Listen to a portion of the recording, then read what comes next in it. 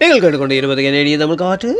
இந்த காற்றிலே அடுத்து காதலி ஒழிக்க வருவது ஒரு கவிதை. இந்த கவிதையை தேட்டி அனுப்பி வைத்திருந்தவர் தமிழ்நாட்டில் இறந்த அன்பு கவிதாயினி சங்கரகோமதி கருப்புசாமி. அந்த சோதரிக்கு நன்றிகளை சொல்லிக்கொண்டு கவிக்குள் செல்கின்றேன். கவிதை எதுவும் இங்கே முடிவு இல்லை, எதுவும் இங்கே முடிவு இல்லை. என்னொரு தொடக்கமே வலி, வேதனை, இன்பம், துன்பம் எதுவுமே நிரந்தரம் இல்லை. இன்று நாம் இங்கு அனுபவிப்பது இன்பமோ துன்பமோ மாறக்கூடியது.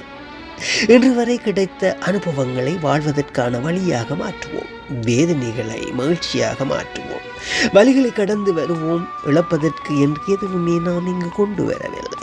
எங்கே கொடுக்கப்பட்டதை இங்கேயே இழந்தோம்.